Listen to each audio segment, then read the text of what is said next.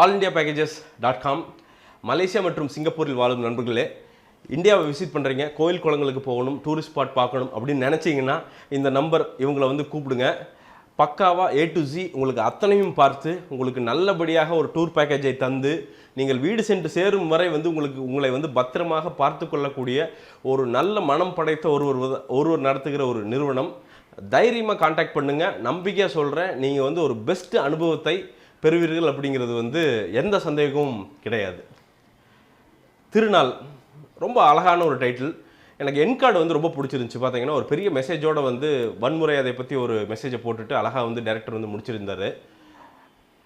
அது உண்மையாலுமே வந்து பாராட்டுறதுக்கு புரியுது. ஆனால் என்னென்னா அந்த என் கார்டில் இருக்கிற அந்த நளினம் அப்படிங்கிறது படத்துக்குள்ளேயும் இருந்தால் சூப்பராக இருந்திருக்கும் அப்படிங்கிறது தான் என்னுடைய கருத்து. படத்துடைய பாசிட்டிவ் அப்படின்னு பார்த்தா ஜீவா நயன்தாரா தான். கண்டிப்பாக அவங்க தான் வந்து க்ரௌட் புல்லர்ஸ் அப்படின்னு சொல்லிடலாம். ஆனால் என்ன பிரச்சனைனா ஜீவா நயன்தாரா அவங்க ரெண்டு பேரும் வந்து ஒரு காலத்தில் பார்த்திங்கன்னா ஒவ்வொரு கேரக்டருக்கு வந்து அந்த ஆர்டிஸ்டாக வந்து மாறுவாங்க, அந்த கேரக்டராகவே வந்து மாறுவாங்க. ஆனால் இன்றைக்கி வந்து நம்ம ஜீவா நயன்தாரா அப்படிங்கிறவங்க ரெண்டு பேர்த்தையும் வந்து அவங்களா தான் வந்து எந்த படத்துலையுமே வந்து பார்க்க முடியுது. அதுதான் வந்து பிரச்சனையாக இருக்கிறது. இப்போ நயன்தாரா பார்த்தீங்கன்னா ஒரு தாவணி கட்டிட்டு வந்து ஒரு லைன் வருது, முதல்ல நான் தாவணி கட்டிய போது அப்படின்னு ஒரு லைன் வருது. அப்போ பார்க்குறப்போ என்னது இதுக்கு சம்மந்தமே இல்லையே, இவங்க வாட்டுக்கு சும்மா பயங்கர ஒரு ஹைஃபை மேக்கப் போட்டு அப்படி வந்து நிற்கிறாங்க. அப்போ ஒரு கிராமத்து பொண்ணாக அவங்கள வந்து ஏற்றுக்கிறதுக்கோ மனம் வந்து ஒட்டவே மாட்டேது. அது வந்து ஒரு பெரிய பிரச்சனையாக வந்து இருக்கிறது. இனி ஃப்யூச்சரில் வந்து பார்த்திங்கன்னா நயன்தாராவுக்கு வந்து சில பல ரோல்கள் மட்டும்தான் வந்து செட் ஆகும் போல். ஏன்னா அந்தளவுக்கு அவங்க ஹைஃபையாக மேக்கப் எல்லாமே வந்து இன்டர்நேஷ்னல் லெவலில் போயிட்டாங்க. ஏன்னா அவங்க வாங்குகிற சம்பளத்துக்கு அப்படின்னு நினைக்கிறேன். ஸோ அதை வந்து கொஞ்சம் டவுன் பண்ணி எனக்கு தெரிஞ்சு கேரக்டருக்கு ஏற்ற மாதிரி வந்து சில பல மேக்கப்புகளும் சரி, அப்பியரன்ஸஸும் சரி, அந்த மாடுலேஷனும் சரி பண்ணாங்கன்னா நல்லாயிருக்கும் அப்படின்னு நான் நம்புகிறேன்.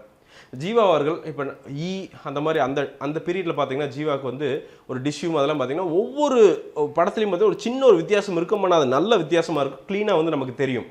ஆனால் இன்றைக்கி வந்து அதெல்லாம் மறைந்து போய் நமக்கு எல்லா படத்துலையும் வந்து ஜீவா அப்படிங்கிற ஒரு ஆர்டிஸ்ட் தான் தெரிகிறார். நமக்கு அந்த முயற்சி, அந்த எக்ஸ்ட்ரா முயற்சி அப்படிங்கிறது வந்து அவர்கிட்ட வந்து காணாமல் போயிருக்கிறது வந்து நல்லாவே தெரியுது. அதங்காட்டிக்கு தான் வந்து பார்த்திங்கன்னா பல இடங்களில் வந்து சலிப்பு தட்டக்கூடிய ஒரு விஷயமாக வந்து அவர் நடிப்பு வந்து மாறி இருக்கிறது. ஸோ இதை வந்து ஜீவா ஃபிக்ஸ் பண்ணிவிட்டு ஹோம் ஒர்க் பண்ணி எப்படி வந்து விக்ரம் அவர்கள் வந்து பார்த்திங்கன்னா இன்றைக்கி இருமுகனுக்கு வந்து ஒரு நடை பழகிறாரு. ஒரு 2 வாரம் எப்படி நடந்தா அந்த கேரக்டர் நல்லா இருக்குன்ட்டு. ஸோ அந்த மாதிரி ஒரு டெடிக்கேஷனை உள்ளே போட்டு அந்த கேரக்டர் வந்து வித்தியாசம் காமிச்சாருன்னா பழைய ஜீவாவாக வந்து திருப்பியும் அவர் மாறுவதற்கான வாய்ப்புகள் நிறைய இருக்குது அப்படின்னு சொல்லிடலாம். Kannada stage artist Sarath sir செம்ம பெர்ஃபார்மன்ஸுங்க. உண்மையாலுமே அந்த வில்லன் அப்படிங்கிறது வந்து எனக்கு அந்த பாண்டி நாட்டில் எந்த அளவுக்கு இன்டென்சிட்டியோடு இருந்தாரோ அதே இன்டென்சிட்டியோடு தான் இங்கே இருக்கார். ஆனால் என்னென்னா டைரக்டர் அவர்கள் வந்து இன்னுமே வந்து எனக்கு தெரிஞ்சு டப்பிங் இதெல்லாம் வந்து கொஞ்சம் ஃபோக்கஸ் பண்ணியிருக்கணும். டப்பிங் பார்த்திங்கன்னா அவருடைய அந்த இன்டென்சிட்டியை வந்து குறைத்து விடுகிறது. ஏன்னா அவருக்கு ஆப்வியஸ்லி வந்து தமிழ் பக்காவாக தெரியாது. ஸோ டப்பிங் இன்னும் கொஞ்சம் ஃபோர்ஸாக பண்ணியிருந்தாங்கன்னா செம்மையாக இருந்திருக்கும் அப்படிங்கிறது என்னுடைய கருத்து. ஜோ மல்லூரி இவருடைய நயன்தாராவுடைய அப்பாவாக வந்து ஒரு சின்ன கேரக்டர் பண்ணியிருக்காரு. ரொம்ப ப்ராப்பரான ஒரு கேரக்டர், ஆனால் அழகாக பண்ணிட்டு வெளில போயிடறாரு அப்படின்னு சொல்லலாம். அதே மாதிரி கருணாஸ் ஒரு சின்ன கேரக்டர் பண்ணியிருக்காரு, திக்குவாய் மாதிரி ஒரு கேரக்டரு, சின்ன கேரக்டர் அழகாக பண்ணியிருக்காரு. நம்ம கோபிநாத், அதாவது நீயா நானோ கோபி, அவர் வந்து ஒரு பயங்கர போலீஸ் ஆஃபீஸராக வந்து பண்ணியிருக்காரு. என்கவுண்டர் ஸ்பெஷலிஸ்ட் மாதிரி வந்து துப்பாக்கியெல்லாம் வச்சுட்டு மிரட்டுற அப்படி. அவரை பார்க்குறப்ப டப்புன்னு நான் சங்கு சக்கரத்தில் ஒரு ரோல் பண்ணியிருக்கேன். அதுதான் ஞாபகம் வந்தது எனக்கு. ஏன்னா ஜீப்லேருந்து இப்படி மேலே உட்காந்துட்டு எட்டி குதிக்கும் போதே பார்த்தீங்கன்னா சீனை பெருஞ்சவர்லேருந்து எட்டி குதிக்கிற மாதிரி தான் எட்டி குதிக்கிறாரு, அவ்வளோ ஃபோர்ஸாக. ஸோ எந்தெந்த சீனுக்கு வந்து ஃபோர்ஸ் வேணும் இல்லை அப்படிங்கிறதுலாம் தெரில போல். இன்னொன்று என்னோட கொஞ்சம் பெருசாகவே இருக்கார் ஆள். ஸோ அவர் வந்து ஒரு ஓகே ஹையர் அஃபீஷியல்ஸ் வந்து கொஞ்சம் பாடி ஃபேட்டாக இருக்கிறதுக்கு வாய்ப்பு இருக்குது. பட் ஆனால் வந்து அந்த ரோலுக்கு கன்வின்சிங்காக அவர் முறுக்கிற மியூசிக்கு வந்து கன்வின்சிங்காக வந்து சில இடங்களில் இல்லாமல் போனது அப்படிங்கிறதான் வந்து உண்மை.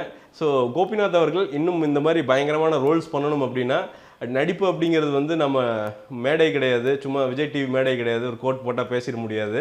நடிப்பு அப்படிங்கிறதுக்கு ஒரு ஃபுல் ஃப்ரேமில் நம்ம ஃபுல்லாக காமிச்சாங்கன்னா அதுக்கு ஏகப்பட்ட விஷயங்கள் வந்து நம்ம பண்ணணும். ஸோ அந்த ஹோம்ஒர்க்கை வந்து கோபிநாத் அவர்கள் பண்ணுவார் அப்படின்னு நினைக்கிறேன். நான் அவர் ஆக்டிங் பிடிக்காமல ஓரளவுக்கு பிடிச்சது. ஸோ இன்னும் இந்த விஷயங்கள்லாம் பண்ணார்னா வந்து கொஞ்சம் மாற்றி பண்ணார்னா செமையாக இருக்கும் அப்படின்னு நினச்சேன். பாடல்கள் எனக்கு தெரிஞ்சு இந்த பழைய சோறு பச்சை மிளகா பாட்டுக்கு வந்து எல்லாருமே அப்படியே ஜாலியாக என்ஜாய் பண்ணாங்க. நயன்தாரா ஆடும்போது பார்த்திங்கன்னா ஜீவா ஆடுறதை விட பயங்கரமாக ஒரு கிளாப்ஸ் வந்துச்சு.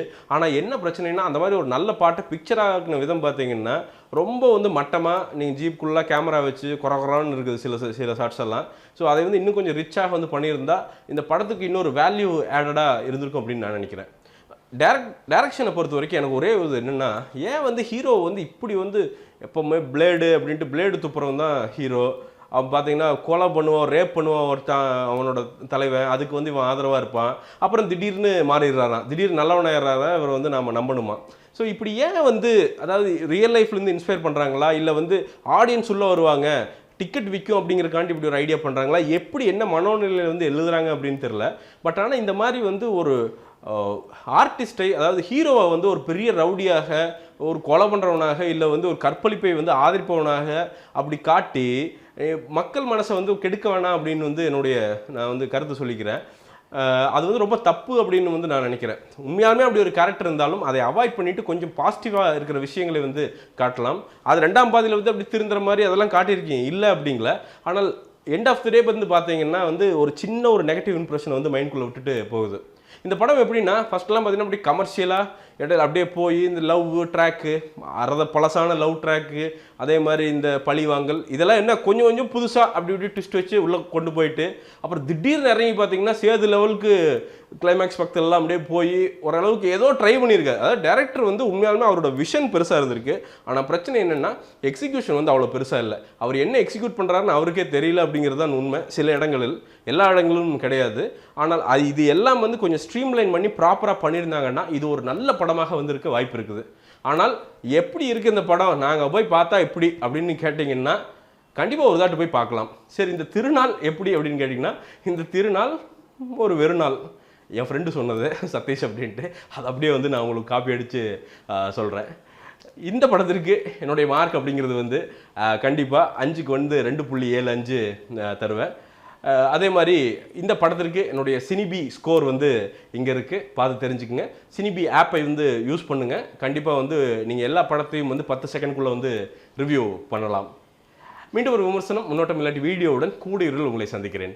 அதுவரை நன்றி, வணக்கம்.